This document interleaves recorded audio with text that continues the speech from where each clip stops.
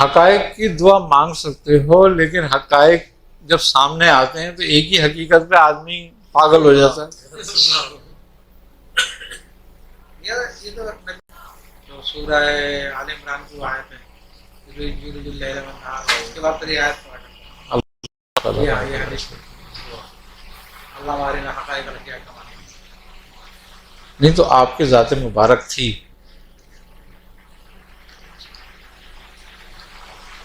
اچھا، مزے کی بات یہ ہے کہ کائنات میں ہر آدمی نے ایک دعویٰ کیا، جب وہ مقام پہ پہنچا کسی بھی، اس نے دعویٰ کیا، لیکن کمال بات یہ ہے کہ نبی کریم صلی اللہ علیہ وسلم نے دعویٰ فرمایا انا عبد۔ اچھا، یہ دعویٰ بہت مشکل ہے، انا حق کا دعویٰ بہت آسان ہے، انا عبد کہنا بہت مشکل کام ہے،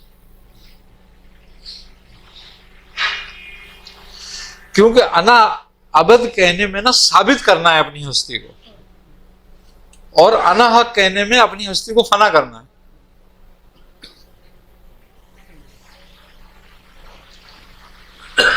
اب یہ مقام اس سے اونچا ہے اس لیے کہ اس میں بقا ہے۔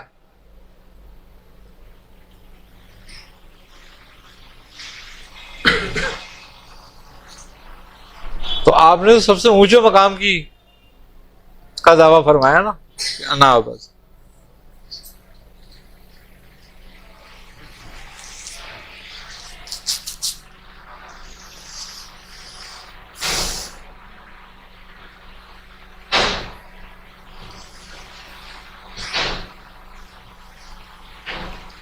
کیونکہ دونوں دعوے جو ہیں، انا عبد کا جو دعویٰ ہے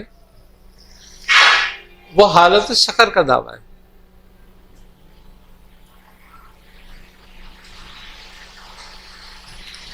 اب نشہ تو کوئی سا بھی ہو سکتا ہے کسی کو، فرعون نے بھی تو کیا تھا دعویٰ، لیکن انا عبد کہنا تو ہوش کا دعویٰ ہے، حالت سہو کا۔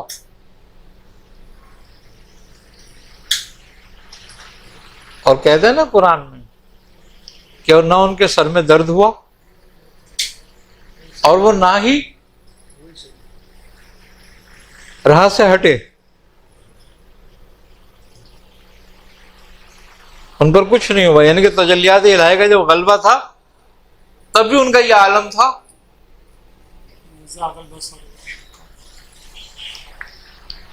ورنہ تو جب غلبہ ہوتا ہے تو آدمی بے ہوش ہو جاتا ہے، اب بے ہوشی کی حالت میں کچھ بھی بولے۔ موسیٰ علیہ السلام جو تشریف لائے تھے زمین پر، وہ کیا تھا جب تجلی موسیٰ علیہ السلام قال لن ترانی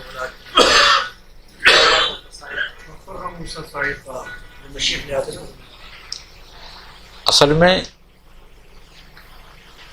وہی اسی کے بعد تو حضرت موسیٰ علیہ السلام کو بلایا گیا تھا طور پر، ہم کلام ہونے کا شرف، ہم کلام ہونے کا شرف۔ وہ تو سمجھ لو، یوں کہا جائے کہ جو تجلی ہوئی تھی اس وقت، وہ تو اللہ تبارک و تعالیٰ نے ان کے جو جسم اطہر تھا اس کو اس معیار کا کر دیا تھا کہ پھر وہاں تجلیاں ہوں اور ہم لوگ راز کھولیں۔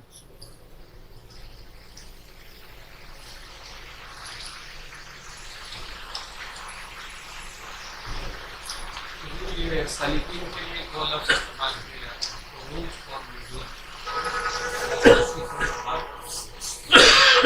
عروج انا حقی ہے اور نزول انا ابدی ہے۔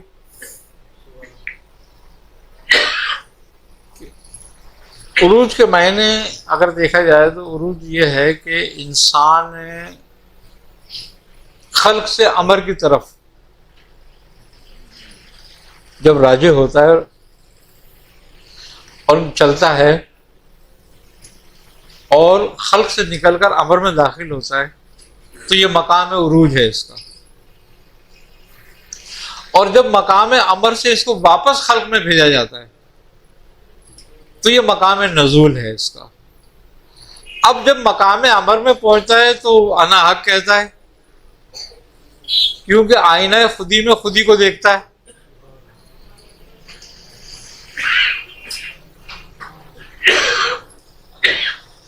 کیوں کہ آئینہ خودی میں خدا کو نہیں دیکھا جا سکتا. جب نبی کریم صلی اللہ علیہ وسلم معراج پہ تھے تو آپ نے پوچھا کہ اے میرے رب،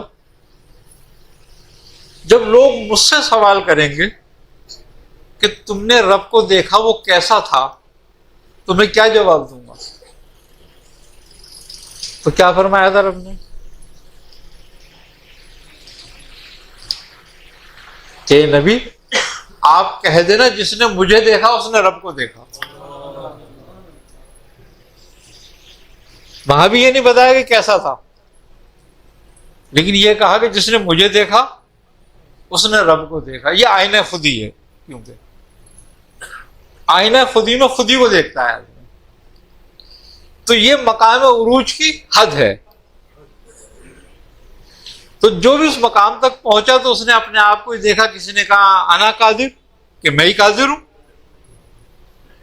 کسی نے کہا میں اعظم شانی، میں ہی عظیم الشان والا ہوں. کسی نے کہا انا حق. اب آئینہ خودی کا نشہ کسی پہ فوراً اتر گیا اور کسی پہ قائم ہو گیا.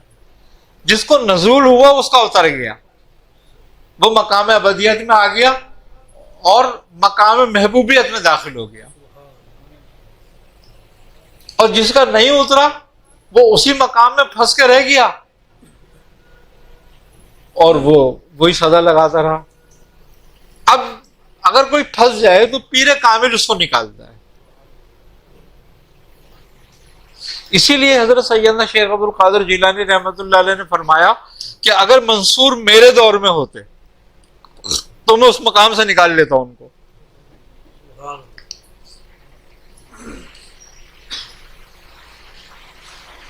یہ عروج و نزول ہے. اور بیسیکلی ولایت جو ہے وہ کیفیات کا نام ہے.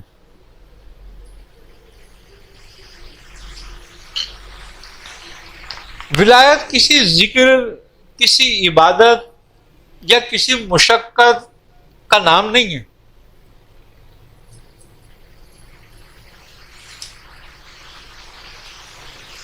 ولایت تو قلب اور روح کو ایک جگہ اکٹھا کر لینے کا نام ہے.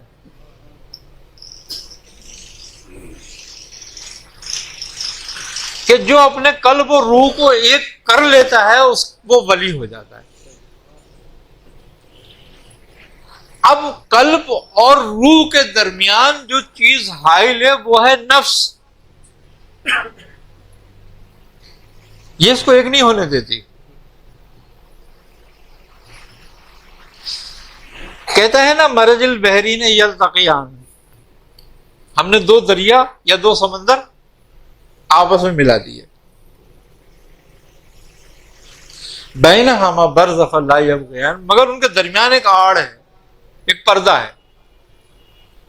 وہ ایک دوسرے پر تجاوز نہیں کر سکتے پھر، یا ایک دوسرے میں داخل نہیں ہو سکتے.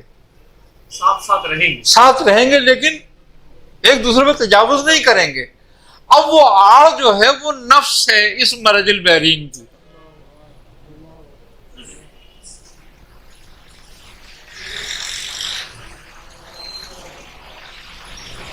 اچھا، مزے کی بات یہ ہے کہ روح کا اور جذب کا پیدا کرنے والا کون ہے؟ رب تعالی.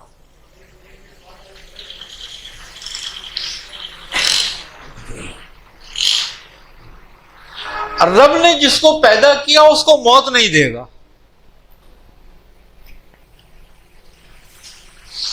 لیکن ہے نا کل نفس ذائقۃ الموت.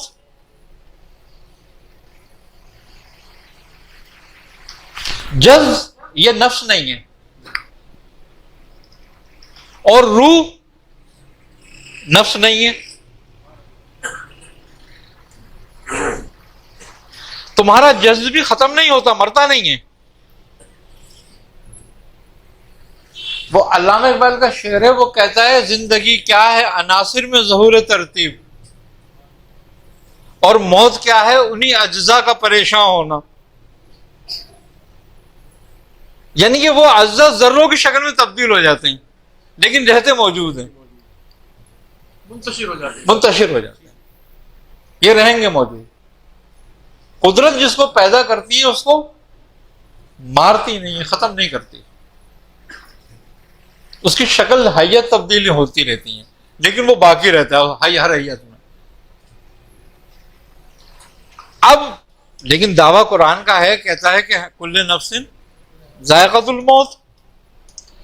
تو گویا نفس کیا ہے؟ نفس روح اور جسم کے ملنے کے بعد ایک کیفیت کا پیدا ہونا، جو تیسری کیفیت پیدا ہو. یعنی کہ جب بھی کوئی دو چیزیں ملائی جاتی ہیں تو اس کا قانون ہے، ایک تیسرا وجود میں آ جاتا ہے. جیسے چینی اور شکر اور پانی ملاؤ تو شربت وجود میں آ جاتا ہے، جبکہ دونوں کی کیفیات اس میں موجود ہیں. یعنی کہ قانون ہے یہ مفرد کا، کہ جب ہم مرکب کریں گے تو دونوں اپنی اپنی حیثیت کھو دیں گی اور ایک تیسری چیز وجود میں آ جائے گی. جو تیسری چیز وجود میں آئی ہے وہ نفس ہے. اور جب روح کو جسم سے الگ کیا جاتا ہے تو وہ تیسری چیز اپنے آپ ختم ہو جاتی ہے، کیفیت جس کے بارے میں کہا کل نفس ذائقۃ الموت. اب یہ تو چونکہ قانون قدرت کے تحت ہوگا، ہر آدمی کا ہوگا. جب تم اس کو ارادے سے نکال دو اس میں سے تو یہ ولایت ہے.